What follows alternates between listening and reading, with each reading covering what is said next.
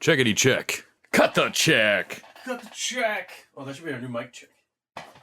Mike the check. Make the check. Mike the check. That's lunch. It's not lunch. Don't rip. God damn it.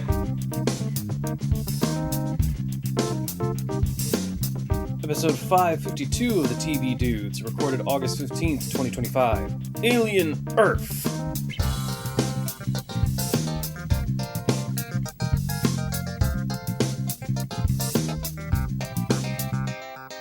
This week, we're back with the first TV show entry into the Alien franchise, show run by one of our favorite creators, Noah Hawley. Will Timmy Oliphant be enough to make me forget how dumb the black goo is? Probably not. Yeah. But we can hope. But the first two episodes dropped, and damn, if they didn't catch our attention In a for sure. good way. Yeah. So hear all about that in a bit. But before that, I'm Les. And I'm Nick. And we're the Lost TV Boys. What? Huh? What do you... Oh, I'm sorry. I actually put my consciousness in another body. Yes, that'll happen. I thought you were doing it too. Well, I mean, it's a secret, Nick. Ah, great. You're not supposed to tell people. Will you change my oil? Well, either way, you know a bunch of aliens on Earth isn't all we watch this week. To the... No! Why? I must tell the people less. The people must know of patreon.com/TVDudes is the best place to get all your TV Dude content, plus even more content you didn't even know you needed. Oh, that's right. You can hear the weekly show for free. Plus, at $1 a week, you get an extra TV Dudes episode. $20. This week, it's our review of Weapons. Weapons. The new horror film from the guy What Made Barbarian. Yeah, TV Dudes at the movies. Now, we can talk about the Diaries. The Diaries of the Television Dudes. Brought to you by only the finest cocaine wine. What'd you watch this week? So I caught up on Wednesday. Wednesday, Addams Family is a really interesting franchise, and Wednesday was a interesting first season. I think it was like basically Jenna Ortega's blow up for everyone kind of like knowing her name and knowing what she was from.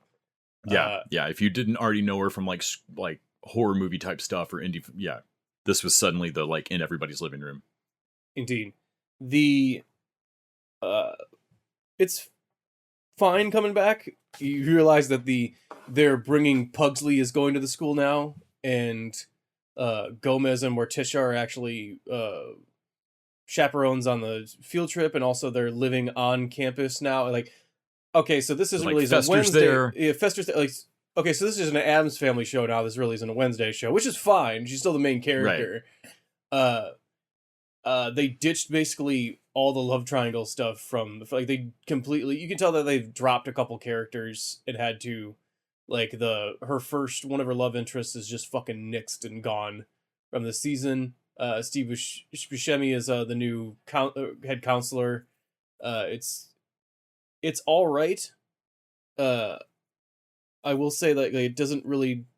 It's as good as a Addams Family thing can be, where the premise isn't them interacting with a normal suburb. Like the fact that they're at the school, I think they have endless problems by having the school be weird. But I do like that this year she's seen as like a hero and everyone loves Wednesday, and like to the point of like they think it should have been from the jump. Her weirdness makes her like queen cool at this school, like popularity, like she can't escape the popularity. Like the more she tries to escape it, the more like you chase it. It's like a catch-22, and so everyone's coming up like, oh my god, we could get your autograph? I'm like, I only sign it in blood. Oh yeah, that's like, so on brand. It's such a brand thing for you to say. I didn't say it would give me my blood. Oh, classic. Like she cannot get any traction on her normal thing.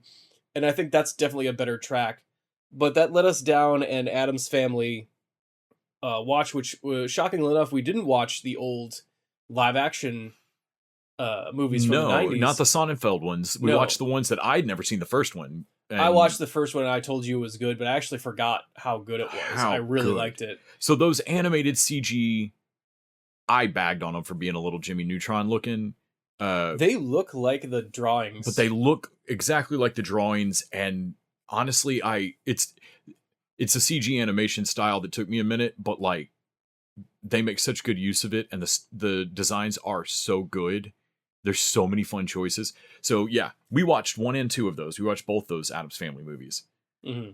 Yeah, the casting is actually fantastic. Like, Charlize Theron. Charlize Theron is Morticia. Oscar Isaac. Oscar Isaac says Gomez. Chloe Grace Moretz says Wednesday. The first movie, it's Finn Wolfhard as Pugsley. In the second movie, it's another actor. I didn't really notice the change. They're both great. So they Snoop Dogg is weirdly cousin It, though it doesn't matter. It doesn't really matter. They're just speeding up the funny. voice. It can just it doesn't really get.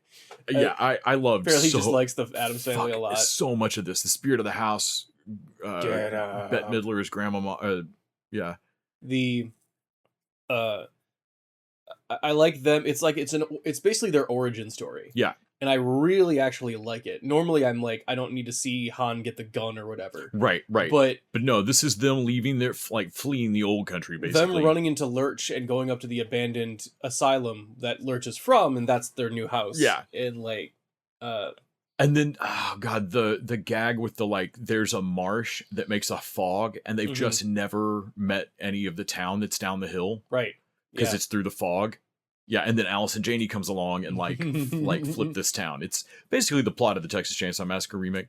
And Wednesday decides to go against her mother by going basically preppy schoolgirl normal, right? And in defiance, in her version of defiance, which is great. Funny. It's great, but the creme de la creme of, I think that was the joke of like, man, you can't actually see the zenith of all joke structure and the funniest thing you've ever seen.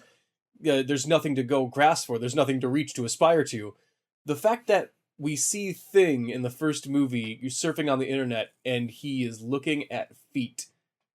That Thing has a foot fetish. And I'm like, God damn it! Might be the single finest joke that's ever like comedy's done. I didn't even laugh at it. I just said, fuck you. Yep. Fuck you, you son of a bitch. Like, it's so good, you're just angry. It made me just furious. It's just right there. Yeah. Oh, fucking awesome. But yeah, the sequel's not bad too. I don't think it's as quite as good. But quite as good. The bar was crazy high. But it is the sequels were, if you've watched the first one and you want still a little bit more of that, it's fun stuff. Yeah. Them doing their accent. We've ruined it a little bit to have a lot of it. Trying to be Texan, like doing a Texas accent. Oh my God. Gomez is Oscar Isaac putting on a Texan accent over his Gomez weird.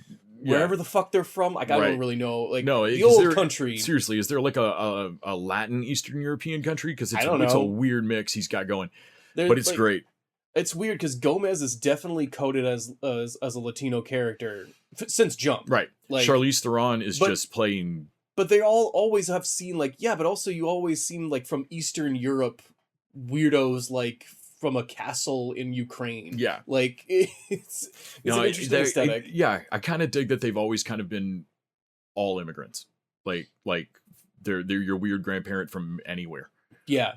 Yeah, I think that might be the melting pot thing there. Thing gets an eye watch.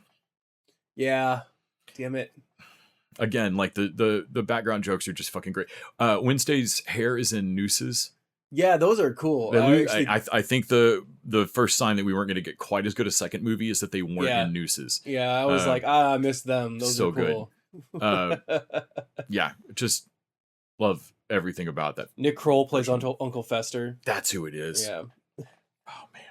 Yeah. No, those were fantastic. So yeah, I did not plug into the Wednesday show, but that it led to watching those kind of reminded me how much I liked the Addams Family in general, which is great.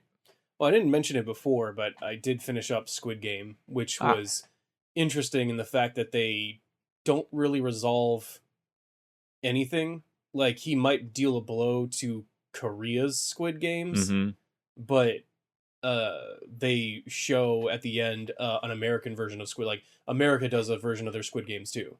Okay. And that it was like, oh, so nothing significantly and I was like, oh, I gotta remember this is like fucking South Korean fucking Now I'm just thinking about Fester turning into a squid. And they're a bummer. In that second movie. Yeah, I have not watched any Squid Game. I still can't believe that we did any level of pretend version of it. That is just hilarious to me. Yeah. Of course we fucking did. Well, I mean, that was not the... I feel like we're in a different point of like when the Running Man comes out. Like I feel like, oh man, are we gonna like try and do a reality version of the Running Man too? A Wipeout like padded stick version of Running Man. Fucking will probably. Man, talking to Rob Roman about being on that Squid Game, the challenge, and like so which he'd been on a second. He was on Got to Get Out, and like which would you rather do? I'll never do Squid Game again. No, it sounded mean. It was mean. Outright mean. Like if they figured out a friend you'd made, they would pit you against them. Like it was outright cold. Just trying. Like they were watching and trying.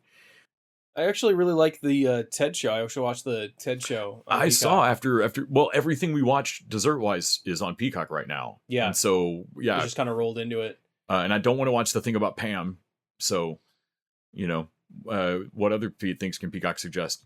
So I like the joke structure of like, it reminds me like, oh yeah, there's a reason that we all liked Family Guy I'm not sure when everyone has a different point when they dropped off, but we all like early Family Guy, and it's like the... Talking about universal first date questions at this point. When did you fall off Family Guy? And yeah, him, like this kid that they have does a pretty good young Mark Wahlberg. Like he's not doing a Mark Wahlberg impression, but he's doing this weird and exaggerated Boston thing, and they just go back and forth with great gags. It's like, oh my god, it's the hot, there she is, the hottest woman at school. Like, oh yeah, what's her name? Sheila. What? Yeah, I know. It's like God knew she was gonna be hot, and like it's like no. It was Ted's like, what masochistic what malevolent God would allow such a thing? And the kid's like, yeah, I think her parents knew she was gonna be hot, so they fucking named her Sheila to kind of like level the playing field. Nerf her. Yeah. They go buy pot from her later, and it's like, so have you ever thought about changing that name, Sheila? He comes out with the pot and is like, so apparently Sheila is the name of her dead grandmother, so we can't buy weed here again.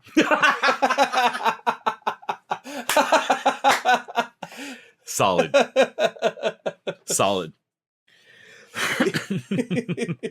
So he takes a date out on top of his car with a magic rug to do an Aladdin. Okay. And is like, she admits that, like, I gotta be honest, I've never seen Aladdin. Really? I thought chicks all loved that movie. No, I'm sorry, I have a weird taste in movies. Like, well, now you gotta tell me what, like, okay, have you ever really seen this pretty great bad movie, Flash Gordon? And suddenly, like, Dreamweaver doesn't play, but it, like, what? No fucking kidding. And then they fucking... Ted's driving, of course, so he fucking schmucks it, and they wipe out, and they have to go to the next scene is just them with the doctor with just road rash all over the place, and the doctor is like, nah, man, ever since that movie came, like, no, I can see people when they're Aladining, right? Ever since that damn movie came out, kids flying off fucking cars. That's like the Simpsons gag about like, don't let me show you the Three Stooges wing. I thought it was pretty funny. That's pretty good. I'm not sad that it doesn't seem like it's getting any more seasons. I think it ended in a fine point. But I would actually definitely recommend it. I thought it was funny. I know you haven't seen the movies, so I'll probably watch those first. I'll have to check those out. Because yeah, I was surprised. The series was fucking funny. But yeah, I think that was about it for me. How about you, my man? Let's see. I watched the first episode of HBO's new murder doc, the Yogurt Shop Killings. Right. Which happened here in Austin in 91. I moved here in 96, so people were kind of talking about it in weird, like, I also started working at Amy's Ice Creams a couple years later, like in 99. Right. So it was always like a hushed tone, like, no, Austin's had we've had a big city crime. For the 90s. And but like one of the things they even mentioned in the documentary is that almost no one had any real facts about it. Like it was a legend around the city, but it's unsolved, and so there's nobody really knows shit about it. 4 girls, 3 of them in high school, one of them 13, were shot in the back of the head in a yogurt, and I can't believe it's yogurt. Like I don't know, 15, 20 minutes from here. What was the north edge of Austin back then, but is like Midtown now. But Austin was half the size that it was in 91. It's like 450,000 people instead of a million. And was just a different town, and it fucked the town up. Like it shook them. Like it's such a weird crime. They burned the store down. It's just unsolvable at this point, or it doesn't, unless somebody just flat out comes out and confesses. There's one of the cops that's like, so I'm pretty sure that this dude did it, but I can't prove that at all. So, I mean, impressive that a cop just didn't arrest him anyway. I was stunned, or, honestly. Quote unquote, find some evidence. Like his whole opening thing, like talking about like, so you just get that feeling in your gut, and I was like, oh my god, please, cop. No, and then he's like, but then you got to prove those things. So, wow, and it was like, wow, thank God, you're retired, aren't you? You aren't a cop anymore, are you? Right. Yeah. So anyway, because I know they don't solve it, I have not watched the second ep. It was heavy. That first ep was fucking heavy. More than most documentaries about something like that, the interviews with the people who were like connected to these girls and had to like deliver that, you can really see how much this messed with them. And these interviews are really, the woman who directed it, her interview technique is just really good somehow. Like it's not anything it's got to just be her energy, because like I don't know what it's not like she's saying magic words that get people to open up like this, but I think these folks are just ready to talk, and she was the right energy in person. Fucking heavy. Then a little bit more fun than that, we watched Freaky Tales. Oh, I forgot about Freaky Tales. Wow, Freaky Tales was a fun little movie. So you might have seen the poster for Freaky Tales. It went around the festival circuit. It's got Pedro Pascal on the poster. It has that vibe on the poster of a movie that is not really going to have that celebrity in it very much. Yeah. But actually, Pedro Pascal's in a fuckload of this movie. It is divided up into weird vignettes. At first, it probably paid off that they definitely shot this a while ago. Right. For the first 15, 20 minutes, we were like, where the fuck are we going with this? What is this? Because it's just kind of hanging out around Oakland in kind of a weird Repo Man-ish kind of Oakland, California in the 90s, like doing... how RoboCop hangs in Detroit, this movie hangs in Oakland. Yeah, it's like 80s hip-hop and punk. So, like, there's a couple of punk bands that are supposed to be Op Ivy and other punk bands, basically. And these punk bands are little punks, because they won't fucking defend themselves against these Nazi punks that come up and are like, everyone's preaching like, well, non-violence or whatever. I was like, man, are we really going to have this dumb argument of... the guy that makes the biggest non-violence thing throws the fucking... Man, he burns that dude alive later. So Freaky Tales is a little wild, y'all. So it runs in these weird vignettes, and like you don't know it's not exactly mad. It is somewhere between Pulp Fiction and Repo Man. They make a lot of Alex Cox references. There's a Sid and Nancy reference. There's a little bit of a sci-fi, like they start the show out with like this mind thing, like man, Sleepy, the basketball player that's running like a Scientology mind institute. Yeah, only his shit is like for real. Like it was like legit. And so every once in a while you'll see like a glowing green on people's eyes or in like a gauntlet or like. And it's not necessarily magic. It tends to be the thing that's like magic in their lives or going to be important to them. There's cigarette burns in this movie when they don't need to be because that's not a thing anymore. And they function to show escalations. Like there's a lot of weird little quirks in this movie. It's made by a husband and wife duo. I was so for being a little uncertain of it about 15 minutes in, I was so glad we stuck with it. By the end of it, it was a man. At blast. the end, there's a big fucking going throughout a house, just killing people, Kill Bill style. Like that is awesome. I guess they messed with the wrong warrior. yeah, man. We had it has the guy from Abigail. I forget his name every time, but the one of the skinheads. That's right. I forget his name, but like I was like, man, how old is this movie? He died Angus a while St. ago. Cloud. He Yes. died a while It's also back. got Ben Mendelsohn. It's a fucking weird movie. Mm-hmm. Go watch it right now, folks. I like it. You're gonna have a good time. I liked it. A less good time, unfortunately for Daisy Ridley, was Cleaner. What a weirdly Cleaners though. I mean, I marketed don't even say movie. I want to like say like I didn't. It was good. It was fine. It was actually. I just thought Clive Owen was in it. Clive Owen is not in this fucking movie. I did not think Pedro Pascal was in Freaky Tales. I did think Clive Owen was more than a corpse in Sorry to Spoil Cleaner. Well, it has a weird structure as far as like a Die Hard, but she spends most of it out of the building. Which sort of makes sense as far as her being cleaner, but that means we don't have an action sequence with our heroine until like 45 minutes in. Even though she's got military training. It'd be like, hey, so John McClane isn't going to take out that first terrorist until 45 minutes in. Right. Like, what? No, unacceptable.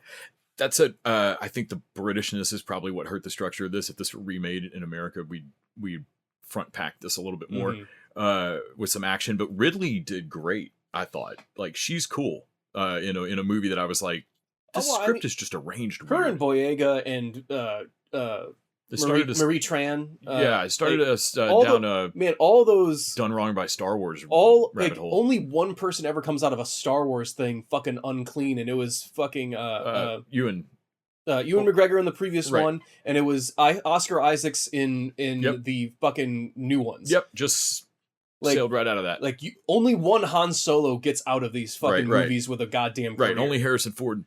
Like and it's unfair. Like the Boyega and Ridley are really good, and I think they deserve a shot at like.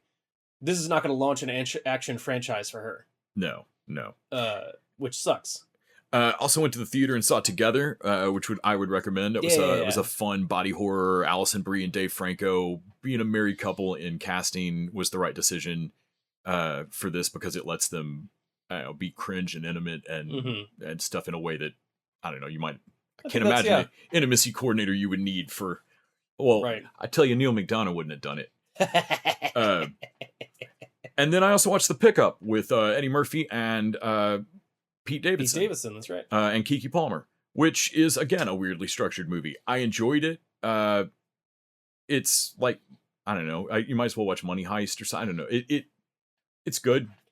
Eddie Murphy seems to be having fun. I'm glad he's back, but like, and this is Tim Story, who we were looking back through his fucking movie career. I don't know that Tim Story's ever made a completely unwatchable stinker, but I also don't know that Tim Story's ever dropped my jaw. And this is somewhere in between, you know? No, there's the Ron Howards of the world that like, right. Do you need a movie made? Like, right. He can make the shit out of it. He'll make the shit out of it. It's fun. If you're bored and looking for something to throw on, it's Eddie Murphy and Pete Davidson. We'll look back at Pete Davidson as an actual great he's great in actor that was in a bunch of like little movies that people will have to go out and find as they search out like like old Jason Statham movies you can find now or something. Like there's a period of time where you could find like almost every comedian before they got into like a bigger role has some prison break handcuffed to another dude movie. Yeah. Or something like that, that you're like, what the fuck is Bulletproof? Or what the shit is how did you know I was thinking of Bulletproof? And like there's just three of them. They all have like the same fucking video cover. The same fucking premise. And I feel like this is gonna be the like Ryan Reynolds was in what? Like we're gonna look back at a lot of Pete Davidson's movies and like, fuck. And then I guess that brings us to what we really watched this week. Desserts. My goodness. So we're at the penultimate episode of Revival. Yep. And we are coming up quick on the end of Twisted Metal, which is sad. So for that penultimate Revival, I am dying to know what the fuck. We put together a huge piece of the puzzle if he's right, if Ibrahim's right. Yeah. This week. If M is actually the catalyst of this, which we're past that point in the. What's so weird is that there's stuff that happened in the first couple volumes of the comic that hasn't happened yet on the show. But I actually, where I was stopped reading, I actually don't own all the volumes or whatever. But I didn't actually learn the answer to what started the thing.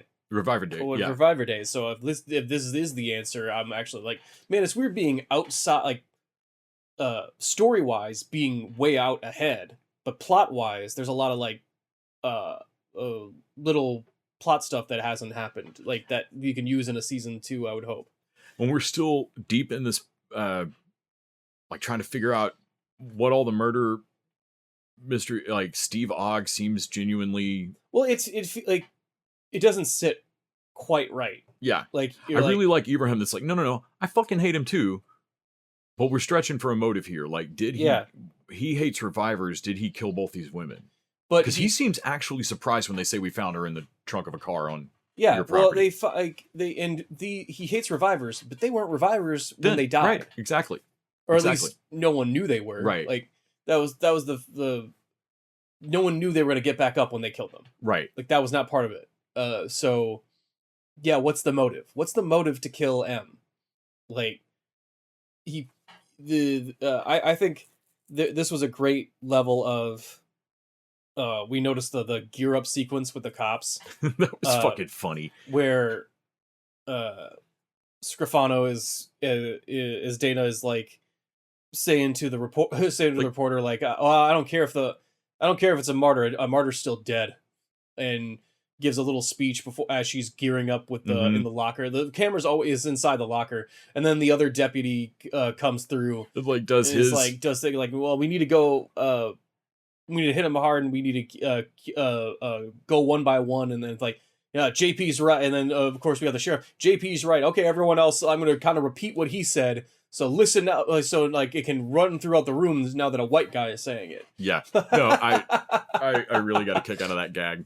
It didn't catch it the first time I watched the episode, and then I'm trying to think. I like that at the last episode we ended with Steve Ogg losing his angel. Or thing. Yeah. Well, and that they don't all really know what's going on with this thing. It's part of like the audience is farther ahead than the characters because they see the tape finally, and they can't figure out what this is. Like, I think there's more than one of them, right? And they're not picking up on she yells out, "It's not mine." And the doc just trying to stress that like, no, I've seen one go differently than that. That is not what happened to that girl. Right, and he says that, and I'm like, okay, someone put together that with she yells, "It's not mine," on, and you're kind of like, and like, is somebody going to say that that's a troll print? Like, that's a footprint. God damn it! Yeah, I'll be the asshole here. The Ibrahim has a great moment in this show where he's like gives the scientist that replaced him the vials of water to juice up the revivers so that their healing factors are more or whatnot, but it's supposed to juice them up instead of horse tranking them. I'm assuming that's going to pay off later, that they have a truck full of revivers now and they have to go save M from a bunch of rednecks with guns, right? And I'm like, hey, yo, if you need to go mount a rescue mission, I mean, a bunch of fucking invincible people, right, that are hopped up on juice water. Like, I know Steve Ogg thinks he's going to find another angel just walking around, and maybe he eventually will, but he don't have one right now. Yeah, not right now. Yeah. and one of the things that it finally clicked what I was overall liking about this show, why it reminded me of Chucky, why it feels very sci-fi Peacock to me. Chucky is the only other TV show I've ever seen quite nail this, where it feels like a sustained, long horror movie in exactly the vein of the franchise. Yeah, like Chucky matched its Chucky tone and kept it up through the episodes, so that every week I felt like I was dropping back into Act 2 of an ongoing movie. Revival doesn't have a franchise. I think I wouldn't quite seeing why I kept comparing those in my head, but is it because there's no franchise that it's matching? But it has that same feeling of being in the middle of a horror movie for a long time. And I mean that in the best way. I don't mean that in looking at my watch in the theater. A continuous story. I think if I was Dana, I would be, every time my dad said something, I'd be like, Oh, okay, maybe I'm wrong. I mean, I wasn't wrong about the Black Deer case. Remember when I was right about that? Remember when I was Completely totally fucking right about that? Like, I'm so Remember when right. you were yelling at me about it and I turned out to be super right about it? Fuck you. right. Every time. Like, just, I would bring that up constantly. Right. And, well, and my God, you'd have to, like, pick whether to bring that up or to bring up that he cheated on your mom. Or yeah. Oh, man, Mayor drops that. Oh, my Lord. Fucking, not the time. The Mayor turning on him at the end there, like, Dana gets to be mad. Her dad does not. Like, right. No, he doesn't get to be mad about that.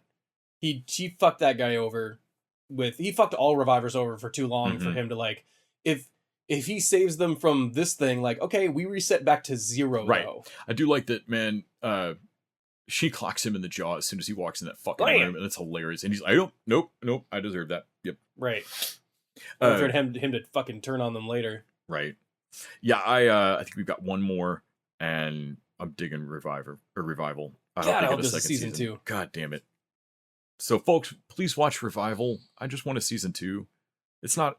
I don't ask. I won't ever ask for anything again. Also, I love that Ibrahim starts this episode kidnapped and ends kidnapped. Yep, he gets kidnapped a lot. And man, if you come, I don't know that I would have the wherewithal to do it, but if you come conscious tied to a chair in like a warehouse, don't start yelling. You have to assume everyone in earshot is your captor and are wondering when you're awake. Try to stay quiet for just a second and get your bearings. Yeah, because he's yelling help, and I'm like, man, only Steve Ogg is here, you dummy. Like, Horse Guy Ponyman's not helping you. I think that's a thing of, like, in regular world, you should do that because there's no guarantee a criminal has been smart enough to keep you in a, like... Right. You should just test it to be sure. True. But in a movie universe, like, no, you idiot. Like... Yeah. You're on the edge of town. Yeah, you're like, there's no way you're in a fucking spot where anyone can hear you. I think we can move over to Twisted Metal then. Twisted Metal making another 2-episode drop. Indeed. Which I'm glad they're doing it. One was Hit and Run, and then the other, I can't remember, they have a... Yeah, they've got the weird license plate titles, which are really cool. But we saw a lot of changes. I mean, we lost Dollface. That was genuinely surprising. When I thought it was a weird way to cut that first episode, I was like, I'm assuming there's a version of this where that was the end of the original episode, but they didn't want the next episode to have no racing in it. Right. I figured we were going to open on some crazy mayhem rescue and then move on to a inside. Because then both those episodes would be about 25 minutes. Right. But it said that one was 22 minutes and that one was 28. But no, they circle around to go get mayhem, which doesn't matter. And Dollface... I mean, on one level, I'm glad that they don't blame Mayhem for that. Like, Quiet doesn't blame Mayhem for her friend dying, because that's kind of a played out trope. Right. But also, no one even acknowledges that, like, they wouldn't have had to do that. Also, I'm assuming the EMP is going to come back later, because that was a weird thing to... Right. I assume it rolled in intact on the 4-wheeler after, because, that was an odd nothing to do with that. But let's get it out of the way first. Fucking magic real. Magic is real. In a way that John's flashback of meeting Calypso's fucking cool. I'm not saying that they can't retcon this into saying that it was always an illusion that I did before, but it would be backwards, and it would be like, I would have like multiple places where I'm like, no, that doesn't make sense. No, I watched his eyes demon out, man. Right. He has a whole case of those. Because like he does not have... I love the like... Strawberry when wet? Yeah. He's got this endless like Sobe I'm just fucking... a mad with a ladder. Like Arizona teas he's fucking handed. I just want to be noticed. It's a trick I learned from my dad. Like, oh man, you're the son of Satan. Son of Satan, some shit. Yeah, here to get some shit done during the apocalypse or something. I'm fucking here for it, little Nicky. Do you like the way I run my tournament, Raven, and like that they have a previous history that her driving herself was never supposed to be the thing? Like you found a driver and then you lost him. You entering was not part of the deal. Like kind of like you're lucky I'm letting you fucking drive in the tournament. Right. Like, don't push it. We also get to see why Floop can actually fucking drive.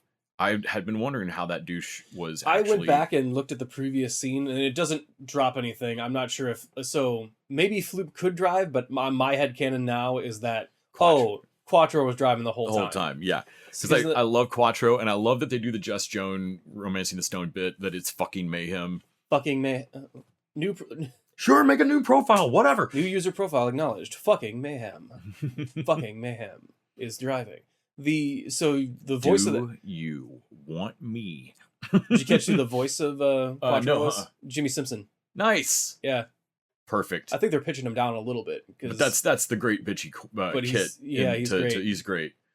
Because he's a little zhuzh on what he's like. Would you like me to activate self-drive mode? No, I could fucking drive.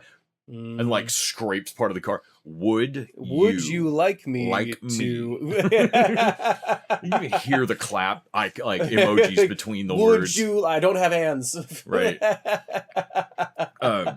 Yeah, man. Twisted Metal needs more racing. Thought it was weird they killed Doll.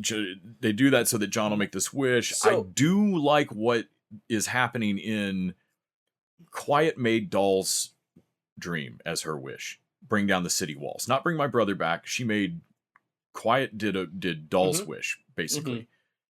And John's wish, if it brings brings Doll back. Well, it's one of those things. It's going to be a world where she didn't get her. Everyone shows what they do for. I like that it's talking about magic is real. They unter a thing and there's just grass there. Like I'm like, what the fuck is this? There's a well that they have to wish on. I like that everyone else shares their wishes, and some of them are. I like that some of them are basically pie in the sky. Like I wanted the ability to fly, and I was like, actually, that's not a bad wish. Like he died. Kicked out a window. Oh, that's funny. Well, she wants to. What's her ice? Frostbite wants to feel warm. Yeah. I wonder if that's going to be. She's going to die in a fire. Sure. Everyone gets their wish granted, or no, like because he didn't actually get to fly, but like everyone has an irony for their only one gets their wish granted. Right. You flew. You didn't ask to land. Like, yeah, only one person gets their wish without the Faustian part of it. Right. That one gets it clean. The other ones like have I kind of like that. But Quiet is like, I want all the walls to come down, which technically you could do that without magic. Probably. Like it would be impractical and like I'm not sure in this world how many explosions or people you'd need to do it. But in terms of like monkey paw bad magic, what if you drop every structure on the planet? Right. But like, okay, we could go find explosions and do this one at a time. You can't wish someone, like you can't make someone back to life no matter how hard you try. Like as far as using a wish for something like this, that felt more practical. Like I'm assuming that Dollface will come back and then they'll have to make the walls come down on their own. I'm actually okay believing that it just did not occur to Quiet to ask something completely out of reality. Yeah, out of reality, sure. That like there's a believing in you know how to do stuff past what I can do, sure. But then there's believing in magic. And unless you've seen his eyes read out. Well, that Eclipse, like some of them obviously believe in magic. Like they're like, or at least they're shooting their shot. Right. Like, do you believe it? Yeah. Vermin wants the whole, like, all the human race extinct. Right. And like, okay, way to shoot for the stars. The so them splitting up the episodes so that there's a little racing in the two felt cheap and kind of obvious of like, and I'm like, okay, that's not a good way to save on your budget. That feels obvious. No, I don't like seeing the budget restriction.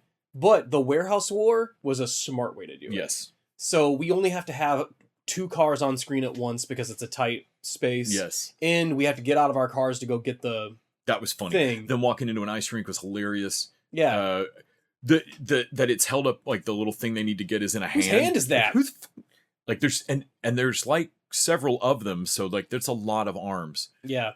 I would like it if they were the arms of people that didn't make it through the qualifier. That's what exactly get out of my head. I was just thinking like you should recognize somebody's hand. Like Floop's hand should be in the next one. Right. The even the cutaways of like cutting back away from a fight we didn't see with just John covered in fly traps. Turns out Vermin can fight. That's hilarious. Did you get it? no. Like, oh man, see, that's a fun way to save on To your cheat budget. away. Yeah. To cheat your way through this. The ice rink thing is so fun. Like they are slipping and sliding around, but the creme de la creme of that is the baby with the gun. It's like, That oh my baby's god, got a gun! Bam, bam, shoots and like Slides shies the baby back in like, the recoil. fucking awesome. Oh man. But also the baby and the holy men get fucking nixed this episode with that boomerang thing. Well, they've got the baby now. I actually thought that they killed that baby, and I was like, awesome, this show has those stones to kill a baby. Nope, that baby's unkillable. And then the baby is unharmed. Like, okay, it's a magic devil baby. Their stupid fucking religion's right. Yeah. Well, after you confirm Calypso shit is real, right. Why not? Why not? Yeah. And also, like, get the pass. He's just a baby. Like, he's fucking strong. And he cocks his hand back. I was so ready for him. John. And I was like, shut up, quiet. Punch that baby. I was like, if he punches this baby. And comes away with his knuckle bit. If he punches this baby, this is the best show in the fucking world. Do it. Cowards. Cowards. Sweet tooth sliding stew, like a curling. Yeah. Go, my little baby seal. Amazing. Grimm cheats.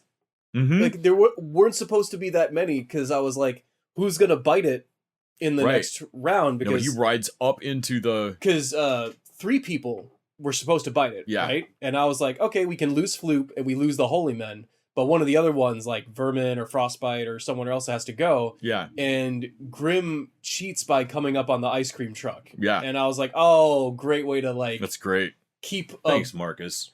Yeah, so actually we got through a round where not a lot of people got eliminated. But it wasn't it. I didn't notice. That's the way to do it. Well, that's probably gonna wrap it up for Diaries. Why don't we move over to talking about Alien Earth? We have a downed spacecraft. I want what's on that ship. We can do it. We're fast, we're strong, we don't break.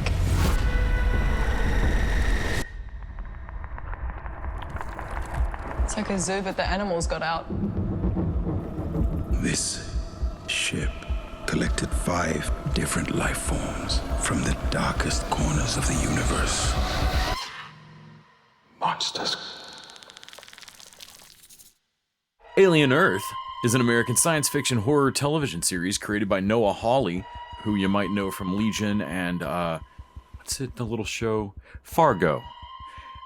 It is the first television series in the Alien franchise, and it's set 2 years before the original film Alien. Stars Sidney Chandler, Alex Lothar, Essie Davis, Samuel Blenken, Babu Cisse, Adarsh Guav, and Timothy Oliphant in the main role. So we got another Oliphant. Oliphant. The elephant in the room. Ooh, that's our new, like, that's a Patreon. Oh, then that's a Patreon. Absolutely. The elephant in the room. So the Alien, we've talked about like Terminator Zero and Predator and all these like surprising new movies and franchises that have often shit beds. And having just rewatched the original Alien with Fanny, for the shit show that is 2025, man, franchises are kind of coming back to me. Fucking hell. Because like Fanny and I she had never seen Alien, so I rewatched it pretty recently, and that movie's slow and boring as fuck. I had forgotten. Man, building suspense, Les. Sure, you rube. My lord, how dare you? And then there's Aliens is super fun. But then this is the same franchise that Romulus was so good, and then it's Giant Space Baby. Fucking Romulus. Or side quills like Prometheus and the Black Goo and Covenant and Dumbness and just fucking. Well, they weren't great before that either. I mean, Alien Resurrection was. Oh God, no! I will never forget the college experience of going to a packed theater at midnight to see Alien Resurrection. It was great. So, man, I had a lot of hope for Noah Hawley. He's great, but also, man, I really wasn't looking forward to this much because. I don't know, man. It wasn't guaranteed to be fucking cool. And so I was beyond shocked that this isn't just cool. It's really cool. So, man, it opens, and I know that the bar has been lowered or whatever, but just the opening text is there's 3 companies, or like 3 like main companies they're dealing with. Mm-hmm. One makes synths, one makes cyborgs, and one makes hybrids. A new thing called hybrids. And I was like, oh my god, there's other companies than Weyland-Yutani? That's immediately interesting, and what an interesting addition to the lore. And that there is like one final technological bet that these companies are making, and it's which one of them gets to altered carbon first. Yeah, basically. Like who defeats death first. Mm-hmm. And to that end, this is 2 years before the original ship, so the Nostromo's actually leaves Earth this year during this show somewhere. Or the like same year as this show. So our bet right now is that the events of this show are what prompt Weyland-Yutani to be like, that one, go get us more of that one. I think it would be really cool. In the way that our headcanon for Terminator 0 is that it ends with them starting the John Connor timeline. Right. So we open on a ship that, God, props to the set Man, deck. it looks exactly like I thought one guy was Tom Skerritt. Hand to God. Like in the way that like, oh, who's playing him in the SNL movie? Like, oh, you're Tom Skerritt in the movie version of the movie of Alien. Because it looks so much like the 79 movie. It's freaky. It's amazing. This is definitely the same company, same tech, same class of ship. Man, they send the same ship out in 2 years, like a similar, like same type of ship. No, like it like being on one aircraft carrier to another, you know. It makes me think of like, man, you guys aren't looking for minerals on that fucking mission, right? You've always been looking for this thing, and it's absolutely a zoo where all the shit breaks out. So it like as we pick up, it's this crew that you've seen an Alien movie. These people are doomed. They're all like it. And I think that starting with Romulus, where it starts off like a bunch of scientists or people that find the first one, and like, those aren't the people we're following. We're following the people that are going to find those people's corpses. Yeah, absolutely. And so I especially when you realize that they have a xenomorph and like 4 other things. Oh yeah. No, they got a nightmare of horrors. Just a fucking menagerie of horrors. I do like the setting up the. I think that's a good attrition for Alien movies, of like setting up of like, hey, we found an alien thingy, and then cutting away from that group of people, and then when you cut back, they're fucked. They're fucked in some awful way. When we cut back, I was like, it was just showing the ship again, and there was a moment where like, oh, there's some hissing out. I think they're losing cabin pressure, and I was like, oh wait, no, maybe that's just the thrusters, because I've seen that in other movies where I like. Maybe they're just thrusters, like maybe this, and then we get inside. We drift over to it's like we immediately, as soon as you go inside, like, nope. No, it's all fucked. No, man, this has everybody's dead energy. No, it's all fucked. And of course, they do the letters in the intro. All the style of this, Hawley's got fucking style.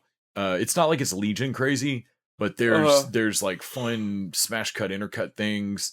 I believe Hawley himself is a flashback at one point. Their Peter Pan thing is weird. So one of the corporations is the Prodigy Corp. Right. They're the newest one. They're run by a prodigy boy genius who calls himself Boy Cavalier. Oh my god, is that what he calls himself? Yes, with a K. Ugh. He's the worst.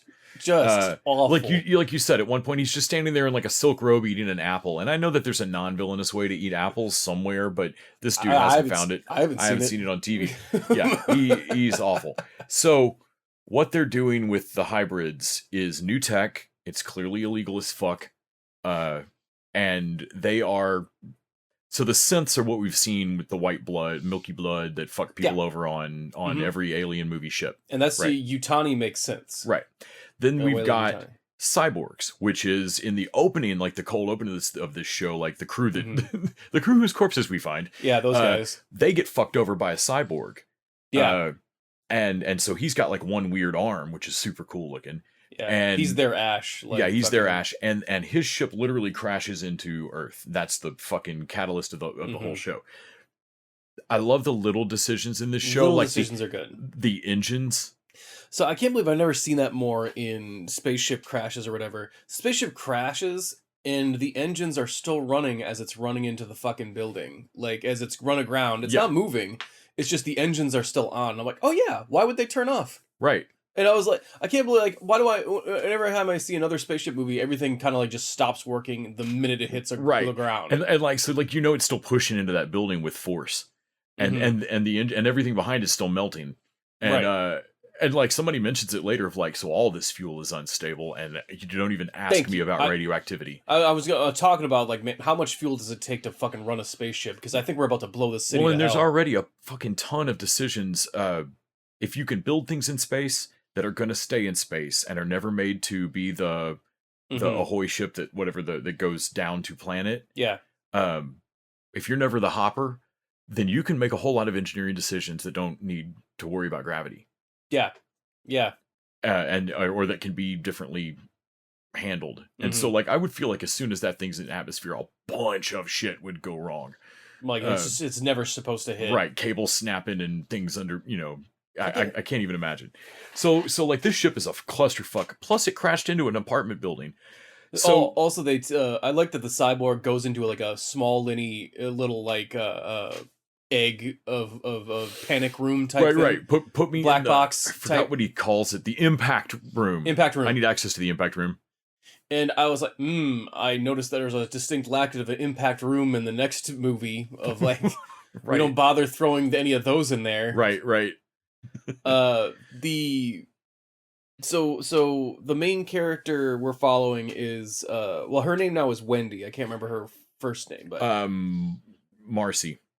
So I think it's her name originally. And she's a kid with cancer that they just toss into a robot. Right. Toss her mind into a robot. So that's the start. Like we realize that like this is a super illegal hybrid technology. We got the cyborgs, we got the synths. Hybrids are an entirely synth body, but they're gonna literally put your brain in it. It's not gonna act human, it's gonna be you. And there's like the two tables and the mind transfer, and it, you've seen a sci-fi movie, it all makes sense. And Marcy, it is the kid with cancer that like, so we're gonna give you this body. And they really explain it pretty well, why they're doing the trope I fucking hate of putting a kid in an adult body. Yeah. Ever since Poor Things, I can't unsee that. So they explain it pretty quickly of like, why do they have to be adult bodies? And like, well, synths don't age. So are we sure we can do this like, I don't know, 5 more times as she arbitrarily assigned fucking body switch times? Jump to the end where she's going to end up. Right. Okay. Exactly. I'm like, no, we're not certain that this will, this is bleeding edge science anyway. And but he's got it down. It works for all of the kids. Oh yeah. They don't lose a single one. No. And then it becomes like, we're just studying them, but they can't. This is definitely illegal. They are dead to their families. They're dead to everybody. So I don't know how much, like, to me in the Alien universe, I'm not sure how many actual government there is or laws. I think they're hiding it because it's proprietary information. I think you're right. I don't think there's a law. I think it's corporate espionage. I think it's corporate espionage. Like, they don't want they don't want Weyland-Yutani or the other guy to even know they're trying this. Yes. Yeah. Yeah. No, I think you're dead right. I think that this is pure corporate espionage problems, and so now we've got all these kids, but of course, Boy Cavalier has a fucking obsession with Peter Pan. They read a truly creepy section of Peter Pan, which we had to look up to make sure it was actually in the book. Oh yeah, it's insane. Peter Pan's a beautifully written book. I didn't really realize. I didn't read that as a kid, and damn, that page 9 has a creepy fucking section about moms going into their kids' minds at night. Oh, you don't realize this, but your mother actually tidies up your mind at night. The chaos of your mind. If you could stay awake, which of course you can. Which of course you can, but if you would, you'd see her pushing it around like, what the fuck? That's existentially horrifying. Yeah. So they reading this whole section. His corporate city state is called Neverland. Mm-hmm. And all of these kids' new names, Neverland Island. Yeah, all these kids' new names are Wendy and the Lost Boys. Mm-hmm. So there's Smee, there's Slightly, there's like all of them. Yeah. And one's Smee, the pirate, but I thought it was going to be annoying, and I love it because Wendy, who's kind of their leader one, she has not let go of, and they've a little bit encouraged it to study it. She's not let go of wanting to keep track of her brother from when she was cancer kid. Uh-huh. And he is, coincidence of coincidences, Nick, he is the medic on the medic team, part of the medic team that runs in to check out this fucking spaceship that just crashed. It actually makes sense that he's a medic in that city. Yeah. Because that's where they get her. Yeah. So okay, that actually kind of makes sense. And if he's a medic, he responds. And everybody's working off their various bullshit. Yeah. Company town. And so he charges in to check out this spaceship. Then you've got this other intrigue thing with the fact that it's a fucking Weyland-Yutani spaceship that's crashed in Prodigy territory. Yes. So there's a whole pissing match over Which that's great. Yeah, that he gets a call from Yutani, like the chick, the actual like. And I love that. And like, hey, give me my proprietary information, not like fucking data and stuff on there. We need to recover it. Like, I mean, it landed on my thing. And like, then, man, before he can even come up with a bad idea, Wendy is like, hey, why don't I take a bunch of indestructible children and we go into a spaceship and get my brother? So for Boy Cavalier, that's a win-win-win. Because like he gets to test out his new bots, get a bunch of info, and also grab whatever's on that ship. Well, his other people are like, this is a bad idea, don't do this. And he's like, we are absolutely doing this. Are you kidding me? This fell in my lap. And to the point where I'm like, okay, yes, this is a bad idea, you shouldn't do this. But from a corporate perspective, he can't not do this. No, you got to do this. You got to like take this shot. Like if there's anything that you're really taking a risk, his other guy's like, if you lose even one of those, we're done. Well, then don't lose any. Don't lose one. But he sends Kirsch. He sends Tim Oliphant. So Oliphant's just a synth. I'm sure with Boy Cavalier arrogance and tech, he is probably the most overstuffed with knowledge synth so far. Yeah. But Boy Cavalier is still a dick about it, that like, it doesn't add up to real wisdom though. And like, man. Yeah. I just want to have, his whole idea of this is like, wants to push things further. He wants to have a conversation with something smarter than him. He wants a first date with an engineer so bad. Yeah. And I'm like, okay, I mean, high evolutionary, this didn't work out for him when he made a rocket. I think you're going to run into the same problem, but whatever. I don't think Boy Cavalier is going to actually enjoy it. I don't think it's not about ego. Everybody always thinks that with trillionaires. Okay. Or money. Sure. Okay, sure, buddy. Yeah. Boy Cavalier feels like the worst. I just want someone to talk to someone smarter than me. The smartest person in the universe. Right. Man, the woman that is his partner on doing the hybrid stuff, that's like, thanks. Well, no, you're smart. You're as smart as me. I meant smarter. I'm like, right. That's what you meant. You meant dead even. Sure. Yeah, all right. Fucking sure, tech. whatever. Yeah, no, he's the worst, but also I love that his tech works. They don't lose a single kid. His shit works. I like that his tech seems different than Weyland-Yutani's tech, even. And also the style of it. That green text that keeps coming up. I love that green text. I love all the... Man, her little brother fucking has to punch a monitor to get it to come together. We were like, fucking Skeleton Crew rules. I love that she's basically doing a thing where she's moving a touchscreen. And it looks insane. But it's not a touchscreen, and I realize, like, there's no such thing as a touchscreen to these people. When that guy behind, one of the soldiers behind goes, hey, what is she doing? Yeah, what the fuck? And like, that is the correct reaction to her. Yeah, that's sorcery. Like, yes.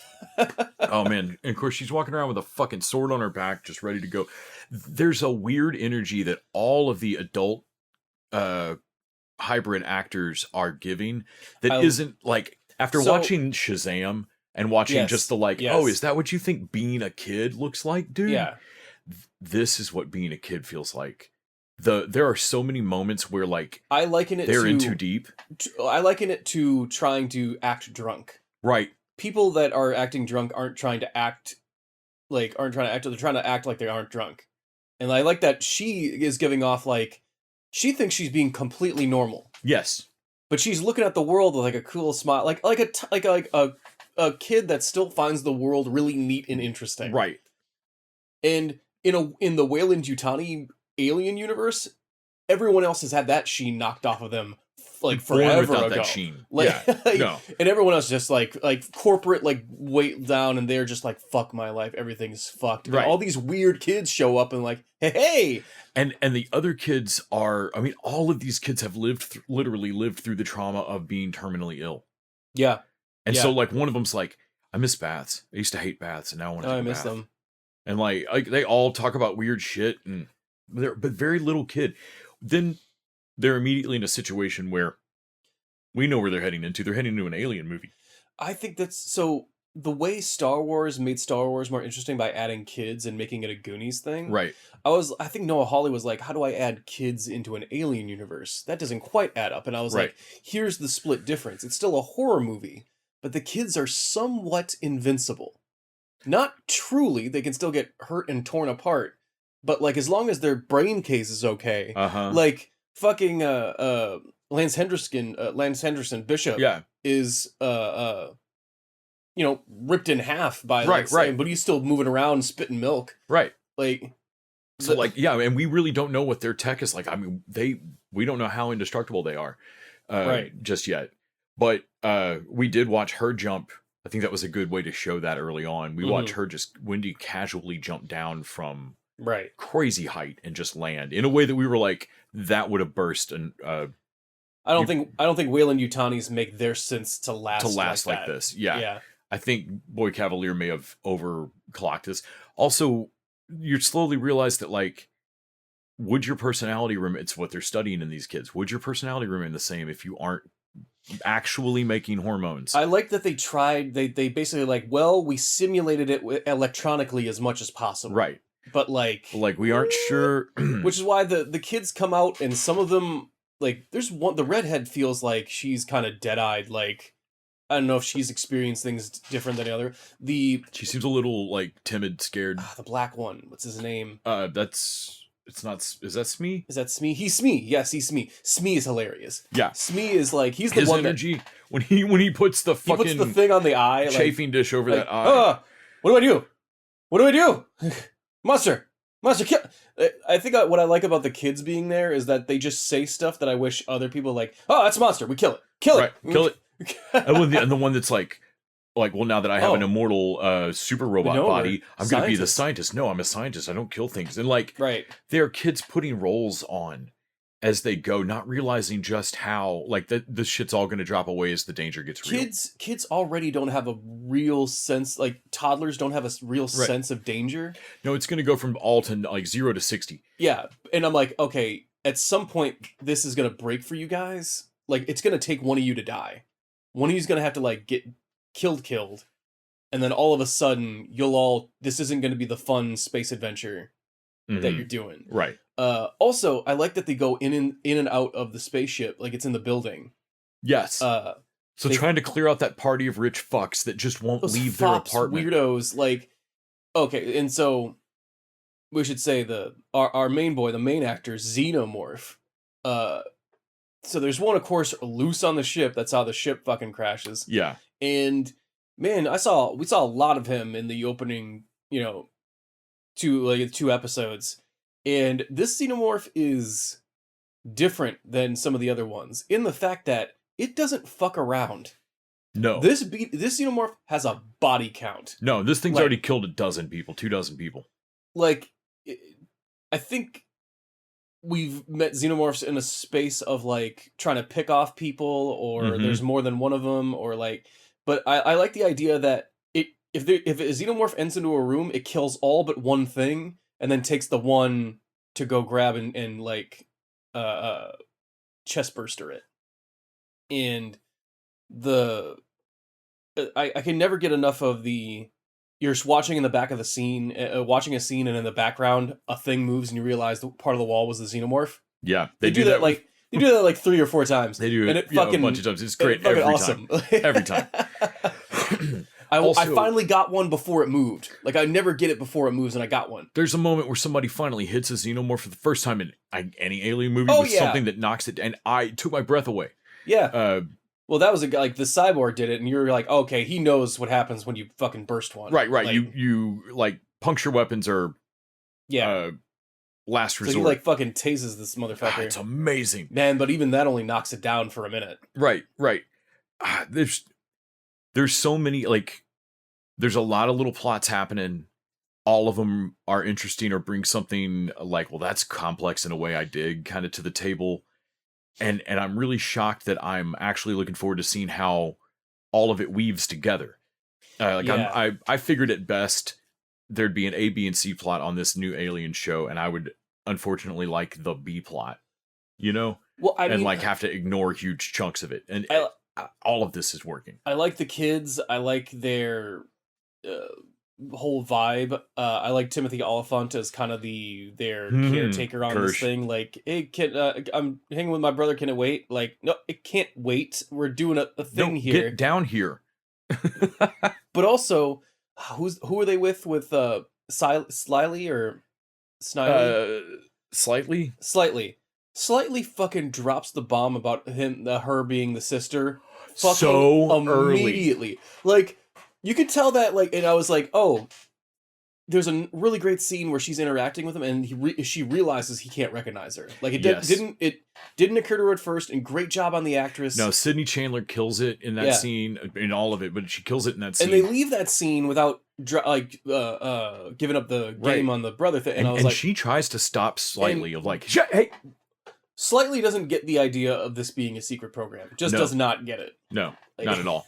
Like, so, man, when it first, and like, so you're not bleed. What do you mean you can't be hurt? Like, oh, well, we're something special, but I'm not supposed to talk about it. Like, oh God, these are children with a secret. Fuck.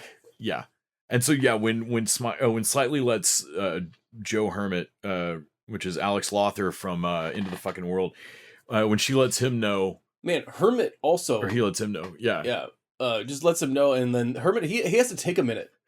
It takes a minute to it's really get nicely handled.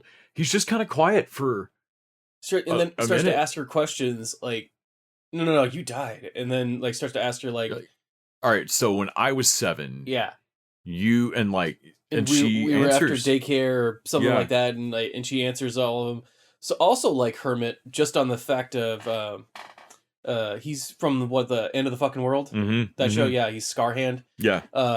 And he's good because he meets a xenomorph, and he's probably the only person, like, I've seen Colonial Marines not handle this as well, where he's like, okay, calling like, Mayday, Mayday, there's some sort of fucking creature. It's large, about 8 feet tall. It has some sort of armor. Skin. He is like, wow, fucking good. Like, next person he sees, have you seen a big animal? No, not like a pet, like a big animal. Like a big. Also, I noticed later, there's a moment where he doesn't quite have a shot while he's trying to dive away from the xenomorph that's jumping after him. Mm-hmm. And most people in most alien movies would still try to take the shot. Yeah. And die for it. Right. And he doesn't have it and just rolls. Yeah. Like, nope, dive away. No, and yep. Yeah, I think he's got like a little bit of training as like a battle medic, but he's not like a soldier or whatever. And I think him not being a soldier is saving him.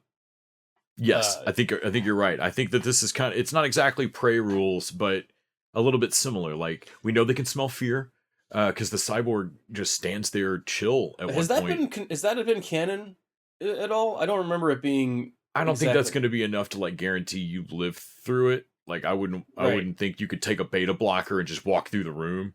But I do like the evolutionary design of if a thing is sentient enough to fear me, it's probably food. Right. Because like I think it works for the cyborg because somebody else walks in the room. Mm-hmm. Like it bought him a second or two. Yeah, because it didn't. That way it didn't eat you while it was waiting on someone else to walk in. Right. It's taking a second to like try and figure out what you are, but I'm like, man, you don't want to wait for the end of this because I'm pretty sure the end of this is still you getting a fucking tail through the chest. But any second you can buy is a good chance for something else to make more noise nearby. Maybe. Right. No, he's got a. Well, I don't have to be faster than the bear. I just have to run faster than you. He's got a slight advantage over everybody else, and I think it's very interesting. There are bears.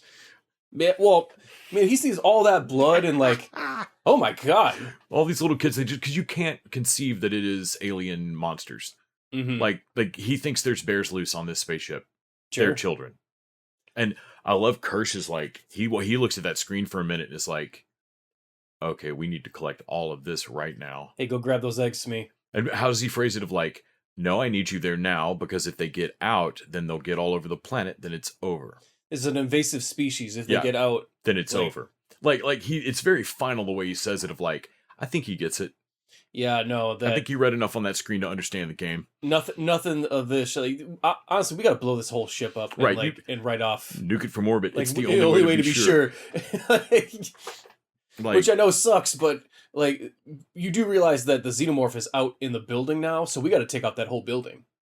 Like we don't know what it's. We got to wipe out. Like, we're lucky if we let part of the city stand after this. I like the speed of things, like them moving in a way that is, building the tension of the scene, but when shit pops off, it really, the xenomorph kills that room. Like we do is hear it. It kills that room so fast in a way that I'm like, Jesus, I don't even think logistically you have the time to do, like, that's so, like. No, I mean, its tail's killing people while its hands are killing people while it spits its little tiny mouth through a dude. Yeah. Like it's just a fucking murder machine. It is the promise of the franchise premise the whole time of like, this thing is this fucking unholy not terror. manageable. Yeah. And like it wakes up from that sack and kills those 3 Marines like instantly. And as soon as it cuts its claw through, he's like, well, you're fucked. I'm not your problem. Oh boy. I have not enjoyed a lot of the Alien movies, and I don't think that this is one of those situations where, well, I'm not a fan, so maybe no. This one's good. They dropped 2 episodes at once of this, and they are remarkably fun. I also like the other monsters. Yes, I think we haven't even gotten into the eyeball thing. So the tick monsters, or the weird tick, the tick that like just drink a fucking gallon's worth of blood, right, like and then pop up and have to drag their ass. They got to make like 2 or 3 trips to get a full body, but they kill you in the first pull. But the eyeball thing is really cool. Like, oh my God. The octopus or whatever, that like throws itself around the room and like and can disguise itself as an eye, like that fucking rules. Dragging that cat's corpse along until it finishes eating. Oh my God, that thing was awesome. I like that it kind of still haven't seen what the fucking plant hanging from the ceiling does. Right, don't know what that like is. Looked at dipshit. I mean, I can only assume that it didn't grab one of them because again, they're robots and probably can't. I think it just doesn't know. Like, you're not food. What the fuck is that? What do you? Why is this piece, like, to them it probably, why is this piece of the environment moving around? Right. It's so you look like wall. I can't wait because that, like, man, some of these things are going to fight each other too. Mm-hmm. Like, there's too many of these things here. I love that Eyeball didn't care about scent thing. Oh no, that it was willing to give a shot. Well, that eyeball, I felt like it has an eye, so it's tracking visually what's going on. The other, just crawl into whatever food. The plant thing doesn't have an eye. It must be going off something else. There's you're missing pheromones. It should be smelling or something. But the eyeball thing, it went after that. I don't care. I think. Hey, you got eyes? Okay, I'm going after you. I think it was a great decision to give characters that have a better than average chance on factors like that of not just being immediately eaten. Because it allows you to keep the basic joke premise of Alien going, which is that whole crew's fucked. Like, there's no surviving being in a room with this. Like, well, there is if you don't smell like meat. There was a point where the hermit comes into a room, and I thought it was the previous lab, and I was like, oh, this is the med center. I'm sorry, I was confusing it with the other room full of corpses.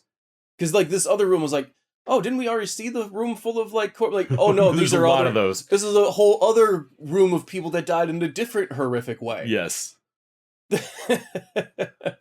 Also, like, weird to introduce that Asian dude in the beginning and, like, kind of like that whole crew. And I thought they were going to flash back to them at some point, and maybe they still will. Mm-hmm. But they do flash images of, like, that whole, like, almost like a mini Alien movie happened, and we get to see flashes of it.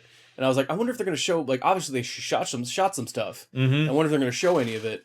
But so the filming of this thing was broken up both by COVID, like not broken up. They hadn't started. It was delayed the start from COVID. Yeah. And then I think they started and then had to take a break because of strike. And then, so this was hard to shoot. It does not feel that way. It feels really fucking solid. Yeah. I know there was a Vanity Fair, big magazine article on the show in the last month with Hawley and Oliphant, where Chandler was supposed to be part of the interview and didn't do it. And her going back and forth on it ends up being kind of part of the interview or the article about it.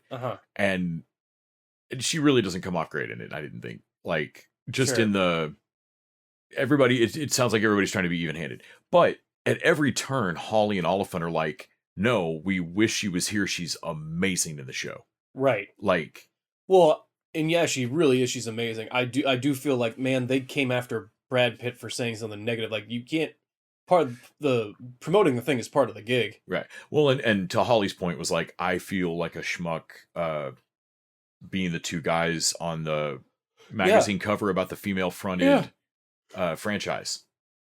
Like, Alien is I do like famously female-fronted franchise. Alien is like the main character is always a female. Yeah. Yeah. Like, it...